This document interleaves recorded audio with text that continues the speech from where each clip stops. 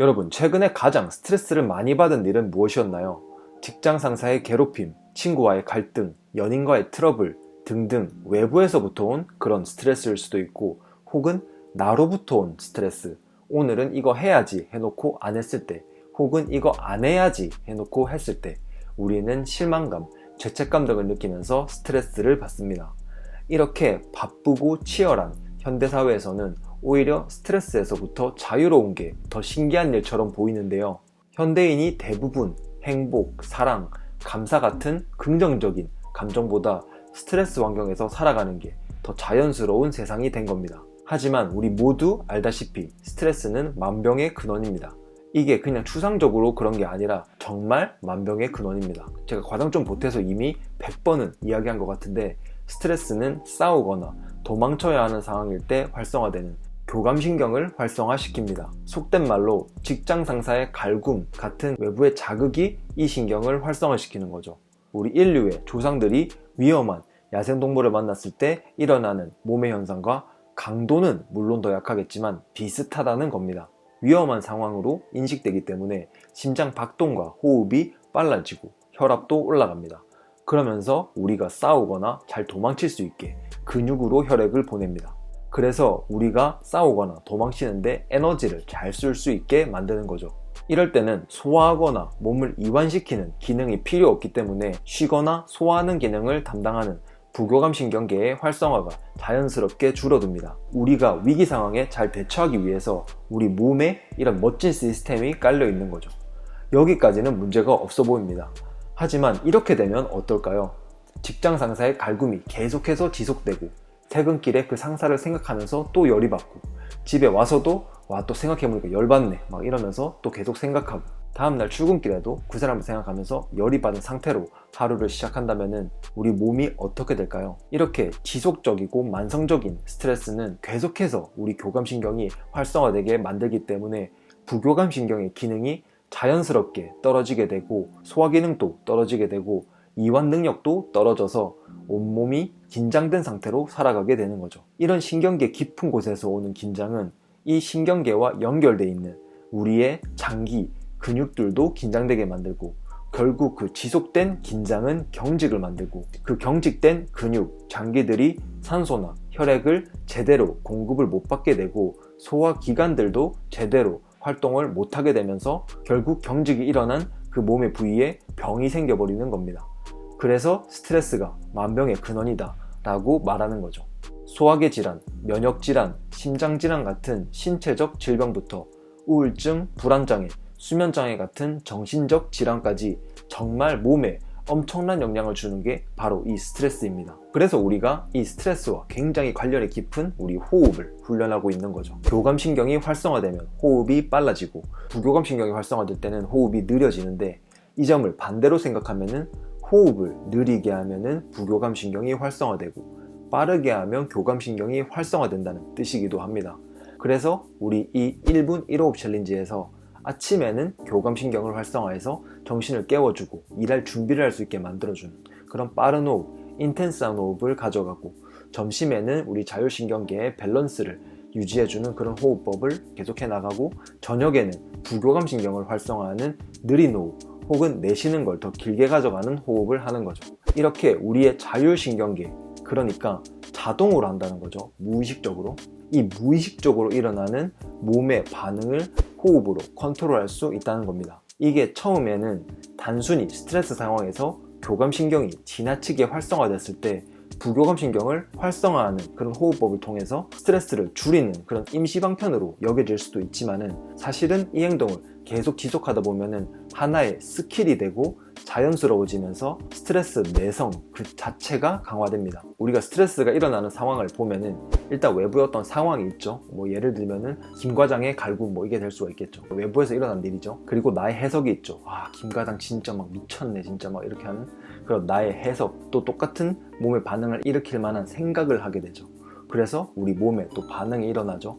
교감신경이 활성화되고, 몸에서 신경 전달 물질이 미주신경을 통해서 우리 뇌에 어떤 부정적인 느낌을 보내는 거죠. 이 과정에서 이 몸의 반응 부분을 바꾸는 게 우리가 호흡을 통해서 할 수 있는 일입니다. 그래서 호흡을 통해서 우리는 감정을 컨트롤할 수 있다고 말하는 거죠. 그리고 제가 영적이라고 얘기하거나 다른 구루들, 선생님들이 삶의 지혜라고 얘기하는 사랑하라, 감사하라, 자기 긍정, 타인 긍정, 이런 본질적이고 단순한 이야기부터 수많은 철학적 이야기들이 또 이 해석을 바꾸는데 또 도움이 되죠. 그러니까 저런 책이나 이야기를 듣고 행동으로 실천하려고 노력하는 그 자체가 외부 상황을 해석하는 방식을 다르게 만드는 데 도움이 된다는 겁니다. 예를 들면은 30일 동안 주변 모두를 나처럼 사랑하고 소중한 존재로 대해주라 이렇게 말하는 그런 책을 보고 직접 행동으로 옮겨보고 비슷하게 일어난 외부 상황에 평소와는 다른 감정으로 대해보는 등의 노력을 하면은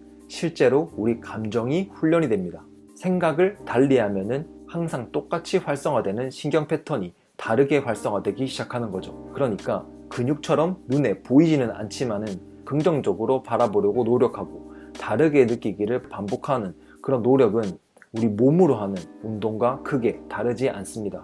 감정도 몸에서 일어나는 작용이니까 훈련이 가능한 거죠. 내 몸에서 일어나는 반응을 더욱 자연스럽게 컨트롤할 수 있는 능력이 생기게 되고 같은 스트레스도 다르게 받아들이기 시작합니다. 자신의 스트레스 내성이 어떠냐에 따라 우리는 스트레스를 다르게 받아들입니다.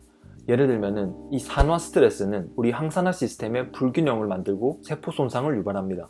그래서 다양한 질병의 원인이 될 수 있고 우리 노화 과정에도 영향을 끼치죠. 우리 노화와 굉장히 관련이 깊은 텔로미어를 짧게 만드는 주역이기도 합니다. 이 산화 스트레스는 우리가 컨트롤할 수 없을 때, 그러니까 아까 그 스트레스가 일어나는 과정에서 외부의 자극이 일어나고 나의 해석은 계속 안 좋은 방식으로 해석하게 되고 그로 인해서 몸의 반응이 또 나에게 스트레스를 계속 주고 불쾌한 느낌을 느끼고 그 기분에서 벗어날 수 없을 때 우리는 이 산화 스트레스를 느끼는 겁니다.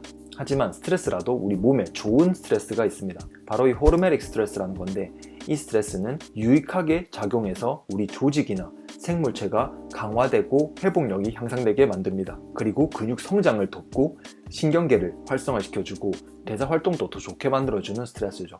이 스트레스는 뭐냐면 여기에 나와 있듯이 적당한 양의 스트레스라고 했죠. 그러니까 어떤 스트레스, 외부 상황이 내가 느끼기에 적당한 스트레스다. 김과정의 갈굼이 더 이상 내 기분에 크게 영향을 주지 않고 그냥 내 일에 집중할 수 있다면 같은 외부 자극에도 이 스트레스를 호르메틱 스트레스로서 받아들이게 되는 겁니다. 그러니까 내가 그 상황을 해석하는 방식 그리고 내 몸에 일어나는 반응을 컨트롤해서 여기서 불쾌한 느낌을 아예 안 느낄 수 있거나 혹은 느꼈지만 다시 그 마음의 불을 금방 끄고 다시 돌아갈 수 있다면 이 스트레스는 산화 스트레스에서 호르메틱 스트레스로 바뀐 거죠. 이때 스트레스가 오히려 유익하게 작용해서 신경계가 더 올바르게 활성화되게 만들고 대사활동을 증가시키는 등의 혜택을 일으키게 되는 거죠. 하지만 여기서 컨트롤을 잘 못해서 그냥 계속 열받네 이 상태로 계속 있게 되면 그게 바로 산화 스트레스가 되고 우리 몸에 해를 끼치게 됩니다. 그래서 호흡 훈련,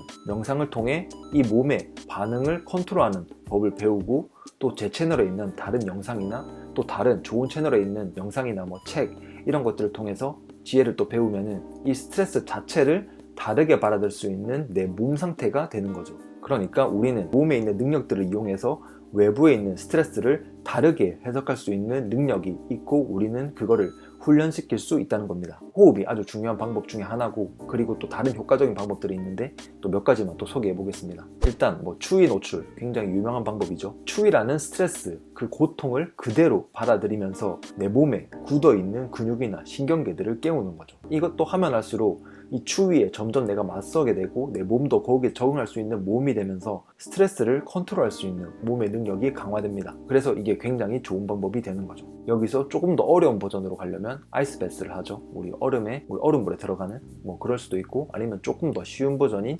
차가운 물에 손을 담그는 얼음물에 손을 담그는 그런 것도 있죠. 제가 이거에 대해서 몇 번 다룬 적이 있기 때문에 제 채널 페이지에 가시면 그거 관련된 내용 보실 수 있습니다. 그리고 또 두 번째로 운동, 요가 이것도 당연한 이야기지만 하고 넘어가야 되겠죠. 우리 헬스장 가서 하는 운동들도 무게라는 스트레스를 이용해서 내 몸에 스트레스를 주고 그걸 견뎌내는 과정이잖아요. 그러니까 당연히 도움이 되겠죠. 그리고 요가는 사실 여러 가지 방식이 있지만 우리 그냥 흔히 알려져 있는 요가에 대해서 얘기하는 겁니다. 스트레칭이라는 운동으로 알려진 그런 방식의 요가도 내 몸에 굳어있는 부분을 늘리고 조이면서 내 몸에서 느껴지는 불쾌한 느낌을, 유연성을 늘림을 통해서 이겨내가는 과정인 거잖아요. 그러니까 내 몸을 사용해서 스트레스를 이겨내는 과정이기 때문에 이것도 내 몸을 사용해서 스트레스를 이겨내가는 과정이기 때문에 당연히 스트레스 톨러런스에 도움이 됩니다. 그리고 또 명상이 있죠. 명상은 운동이나 요가처럼 근육의 개입은 적지만 조금 더 내 몸 안의 기관들을 더 많이 사용할 수 있는 방법입니다. 그래서 감정과 직접적 관련이 있는 신경계, 호흡계, 소화계 등에 영향을 줄 수 있는 방법이죠. 가만히 내 호흡을 바라보는 겁니다. 다른 생각이 나도 다시 내 호흡에 집중하고, 또 생각이 나도 내 호흡에 집중하고, 내 의식을 나에게 두는 그런 과정이죠. 이렇게 얘기하면은 가만히 호흡을 바라보는 게 왜 스트레스냐 이렇게 하실 수도 있는데, 해보시면 알 겁니다. 계속 다른 생각이 나고, 또 아까 폰에서 봤던 그 먹방 또 다시 보고 싶고, 또 먹고 싶은 거 생각나고, 몸이 답답하고 일어나서 뭔가 하고 싶고, 막 이런 마음들을 놓아주고 내 몸에서 일어나는 반응들을 그대로 바라봐주는 과정이 쉽지 않다는 걸 아시게 될 겁니다. 그래서 이것도 스트레스, 내성을 높이는데 굉장히 도움이 되는 좋은 방법이죠. 그래서 제 채널에 있는 다른 명상 가이드들로 명상도 꼭 해보시기를 추천드립니다. 자, 오늘의 내용은 여기까지 하겠습니다. 우리가 외부 상황을 마음대로 컨트롤할 수 있는 데는 일단 좀 한계가 있는 거잖아요. 저 사람을 내 마음대로 할 수 있는 것도 아니고, 내가 원하는 대로 모든 일이 착착 다 맞아떨어지는 일은 쉬운 일도 아닙니다. 그래서 우리는 계속 스트레스를 산화 스트레스 형태로만 받게 됩니다. 계속 밖에서만 문제를 해결하려고 하다 보니.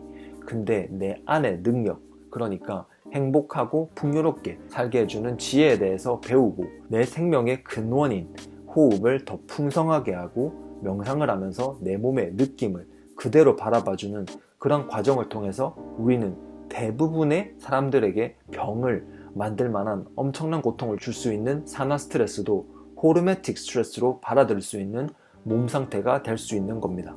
그래서 우리 구독자분들은 이번 주에 첫 번째 에너지 센터 호흡 가이드를 해보면서 내 몸에서 느껴지는 느낌과 내 호흡의 조화를 좀 더 찾으면서 스트레스 컨트롤 능력을 한 단계 업그레이드 시켜보시고, 우리 노에피, 비에피 멤버십 분들은 스트레스가 교감신경을 깨운다는 점을 이용해서 호흡을 더 발전시켜보는 그런 아침 프랙티스를 또 제공해 드릴 거고, 그리고 또 다른 점심, 저녁 가이드들도 제공해 드리겠습니다. 그리고 번외로 이렇게 아침, 점심, 저녁에 5분씩 시간 내는 것보다 난 그냥 한 번에 다 할래 이렇게 하는 느낌이 좀 강한 주라면은 세 번째 에너지 센터 가이드로 이고덕에 단단히 굳어있는 횡격막을 풀 수 있는 시간을 가져보시길 추천드립니다. 스트레스를 받아들이는 몸의 능력이 달라지게 됩니다. 자, 오늘 1분 1호흡 챌린지는 여기까지 하고 다음에 또 다른 영상으로 찾아뵙겠습니다. 나를 피하지 않고 마주하면 행복해진다. 노에피, 비에피. 감사합니다.